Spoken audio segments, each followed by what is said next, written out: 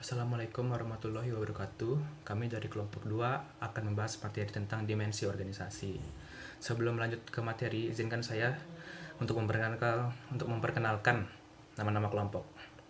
Yang pertama ada Batia Eka Prakasa, yang kedua ada Mujahidin Ansori, yang ketiga ada Veronado Kevin Bobek, yang keempat saya sendiri Tulus Imam Barozi, yang kelima ada Imam Rohmat, dan yang keenam ada Muhammad Egypsi. Selanjutnya, apa sih sebenarnya struktur organisasi itu? Dimensi struktur organisasi adalah pola tentang hubungan antar berbagai komponen dan berbagai organisasi. Pada organisasi formal, struktur dirancang dan merupakan usaha sengaja untuk menetapkan pola hubungan antara berbagai komponen sehingga dapat mencapai sasaran yang efektif. Struktur organisasi ini dibagi menjadi 3 ya.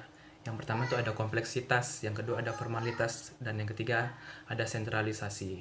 Selanjutnya untuk pengertiannya akan dilanjutkan oleh teman saya.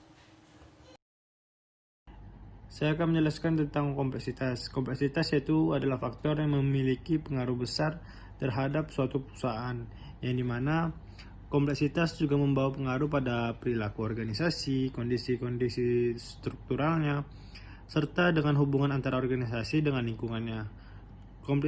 Kompleksitas juga sesuatu yang pertama dirasakan oleh individu ketika mereka memasuki suatu organisasi. Kompleksitas juga umumnya dapat ditemui terutama dalam organisasi besar seperti dalam perusahaan besar, negara, angkatan bersenjata, dan universitas.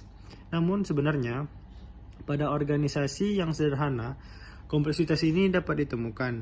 Misalnya dalam organisasi tingkat desa seperti PKK, yaitu Pembinaan Kesejahteraan Keluarga. Secara sangat jelas menunjukkan adanya kompleksitas ini, apalagi sebuah organisasi besar. Kompleksitas suatu organisasi disebabkan terutama karena bagian atau unit-unit kerja yang ada di dalam organisasi itu memiliki macam variasi dalam kompleksitasnya. Kompleksitas juga mempertimbangkan tingkat diferensiasi yang ada dalam organisasi. Ini adalah yang termasuk dalam kompleksitas adalah yang pertama itu meningkatkan spesialisasi, yang kedua meningkatkan pembagian kerja, yang ketiga jumlah tingkatan dalam hierarki organisasi, yang terakhir itu meningkatkan sejauh mana unit-unit organisasi tersebar secara geografis. Selanjutnya akan dilanjutkan oleh teman saya. Selanjutnya, sebuah struktur organisasi mempunyai 3 dimensi, yaitu yang pertama diferensiasi horizontal. Diferensiasi horizontal merujuk pada tingkat diferensiasi antara unit-unit berdasarkan orientasi anggotanya, sifat dari tugas yang mereka laksanakan, dan tingkat pendidikan serta pelatihannya.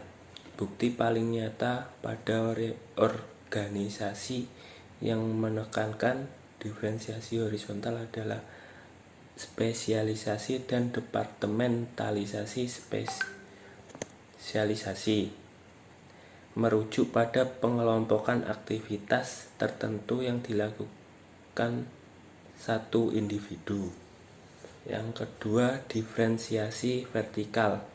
Diferensiasi vertikal merujuk pada kedalaman struktur diferensiasi vertikal. Sebaiknya diartikan sebagai tanggapan terhadap peningkatan diferensiasi horizontal. Jika spesialisasi meluas, maka koordinasi tugas semakin dibutuhkan. Faktor yang menentukan diferensiasi vertikal adalah rentang kendali. Yang ketiga, diferensiasi spesial. Diferensiasi spesial merujuk pada tingkat sejauh mana lokasi dari kantor, pabrik, dan personal sebagai sebuah organisasi tersebar secara geografis. Diferensiasi spesial dapat dilihat sebagai perluasan dari diferensiasi horizontal dan vertikal. Di sini saya akan menjelaskan formalitas, yang dimana formalitas di sini merujuk pada tingkat sejauh mana pekerjaan di dalam organisasi itu distandarisasikan. Ukurannya adalah banyaknya aturan-aturan tertulis atau written regulation. Jika formalisasi rendah, perilaku para pegawai relatif tidak terprogram, maka makin besar standarisasi, makin sedikit pula jumlah masukan mengenai bagaimana suatu pekerjaan atau job desk harus dilakukan oleh seorang pegawai. Yaitu menurut Robin, tujuan atau manfaat formalisasi adalah 1. Konsistensi dan keseragaman. Kedua, meningkatkan koordinasi. Yang ketiga, penghematan biaya secara ekonomis. Bismillahirrahmanirrahim. Saya akan melanjutkan pembahasan selanjutnya, yaitu mengenai sentralisasi. Apa sih yang dimaksud dengan sentralisasi itu? Sentralisasi dinyatakan sebagai sejauh mana kekuasaan formal dapat membuat suatu kebijaksanaan atau keputusan. Nah, sentralisasi juga dapat diartikan sebagai salah satu sistem yang dipakai oleh suatu organisasi untuk menjalankan roda kepemimpinannya. Nah, adapun langkah-langkah dalam proses pengambilan keputusan adalah sebagai berikut. Yaitu yang pertama, pengumpulan informasi. Yang kedua, memproses dan menginterpretasikan informasi tersebut. Dan yang ketiga, membuat pilihan mengenai apa yang hendak dilakukan. Nomor 4, memberi wewenang kepada orang lain mengenai apa yang hendak dilakukan. Dan yang terakhir yaitu melaksanakan apa yang harus dilaksanakan.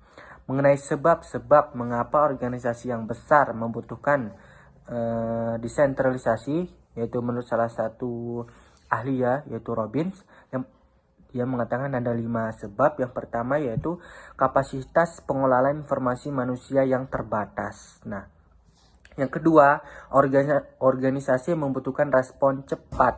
Dan yang ketiga, keputusan dapat diambil dengan informasi yang lebih rinci dan lengkap.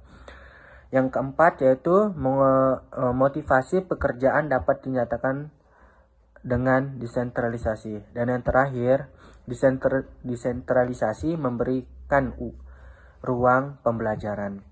Itu mengenai sentralisasi. Adapun kelebihan dan kelemahan sentralisasi ini ya.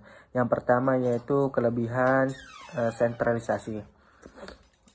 Yang pertama, lebih mudah untuk menerapkan kebijaksanaan umum dan praktek untuk bisnis secara keseluruhan. Yang kedua yaitu mencegah bagian lain dari bisnis menjadi terlalu mandiri. Dan yang ketiga, lebih mudah untuk mengkoordinasikan dan mengendalikan dari pusat. Dan yang terakhir yaitu lebih cepat mengambil keputusan, lebih mudah, dan menunjukkan kepemimpinan yang kuat. Mengenai kelemahan sentralisasi ini yaitu ada 3. Manajer lokal cenderung jauh lebih dekat dengan kebutuhan pelanggan. Nah, yang kedua, kurangnya otoritas turun hierarki mungkin mengurangi motivasi manajer. Dan yang terakhir yaitu layanan pelanggan tidak mendapat manfaat dari fleksibilitas atas kecepatan dalam pengambilan keputusan lokal. Terima kasih. Jadi kesimpulan menurut kelompok kami yaitu elemen utama struktur organisasi adalah kompleksitas, formalisasi, dan sentralisasi. Kompleksitas terdiri dari diferensiasi horizontal, diferensiasi vertikal, dan diferensiasi spesial. Formalisasi adalah menyangkut jumlah atau banyaknya aturan tertulis atau bisa disebut written rules dalam suatu organisasi. Sentralisasi didefinisikan sebagai sejauh mana otoritas formal atau memuat pilihan-pilihan bebas terkonsentrasi pada seseorang, sebuah unit atau suatu level, atau biasanya berposisi tinggi dalam organisasi. Demikian rupa sehingga para pegawai atau biasanya berposisi rendah dalam organisasi hanya dimungkinkan memberikan input yang semisal mungkin dalam pekerjaan. Sentralisasi diukur melalui partisipasi anggota dalam tahap-tahap pengambilan keputusan. Terima kasih. Sekian presentasi dari kelompok kami. Mohon maaf jika ada kurang lebihnya. Assalamualaikum warahmatullahi wabarakatuh.